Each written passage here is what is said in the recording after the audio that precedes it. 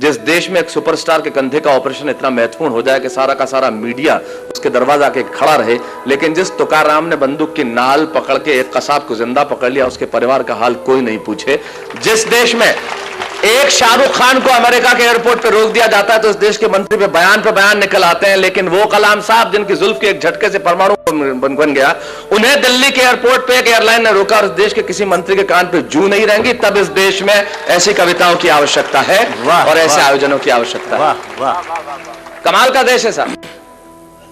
Pizza इस देश में 30 मिनट में घर पे आता है, 30 मिनट में नहीं आया तो पैसे वापस कर देते हैं। आप पुलिस वालों को बुला के देखिए।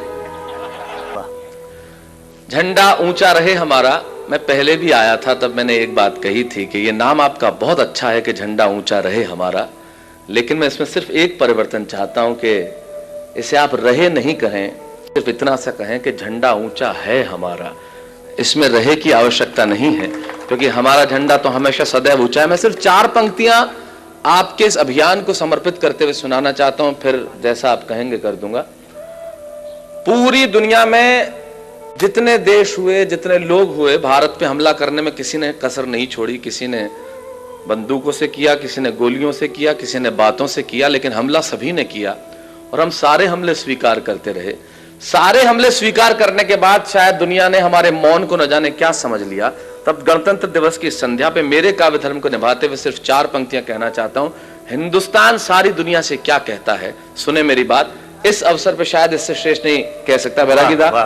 अशोक जी ध्यान चाहूंगा, इस अवसर पे यही कह सकता हूं, पूरी दुनिया को हिंदुस्तान की ओर से एक संदेश के सच है इरादे हमारे विध्वंसक नहीं है।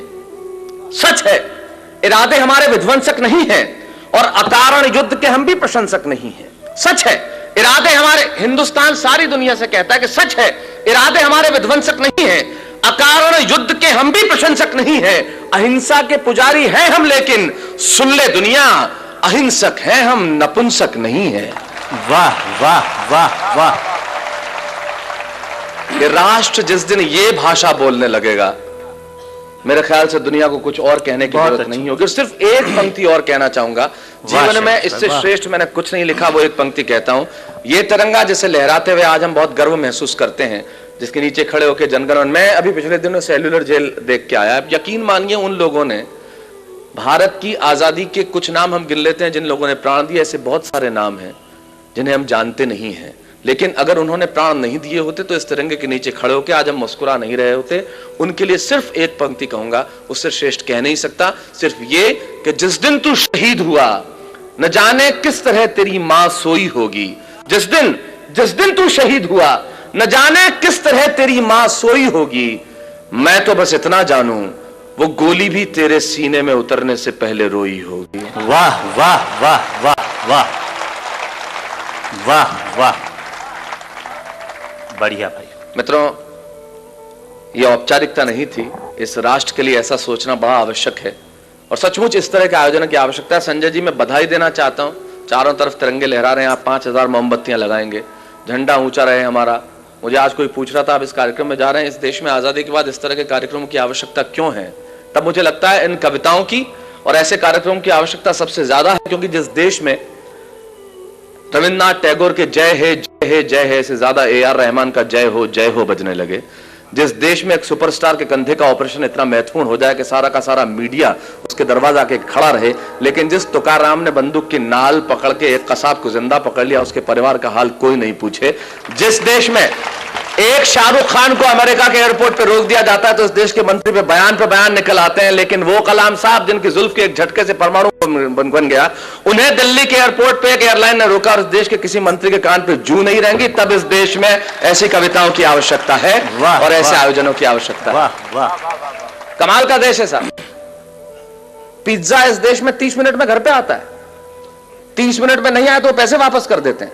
आप पुलिस वालों को बुला के देखिए।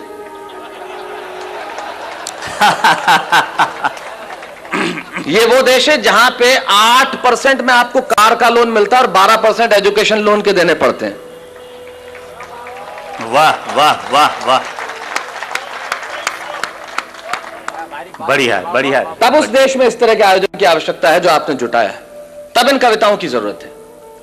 लेकिन बात तो वही है मित्रों, जैसा हम सब चाहते हैं, हर आदमी चाहता है कि मुझे मेरे एक मित्र हैं संजय, उनकी बहुत बढ़िया पंक्तियां याद आती है इस अवसर पे। उन्होंने बहुत अच्छा कहा है कि कभी सलमान के बालों तो कभी कैटरीना के गालों पे मर गए। आज इस अवसर पे इससे बढ़िया पंक्तियां मुझे याद नहीं आती।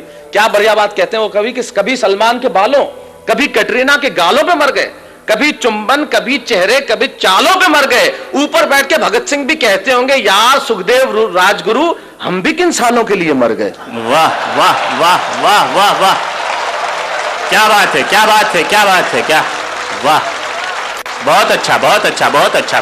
शैलेश भाई एक बार और तब इससे आगे की पंक्ति मैंने एक बात कही कि हमने याद रखा, हमने हमारे महापुरुषों को याद रखा, लेकिन हमारे महापुरुषों को कैसे याद रखा। एक पंक्ति में कहना चाहता हूं कि सपनों के झूले में हम सभी झूल जाते।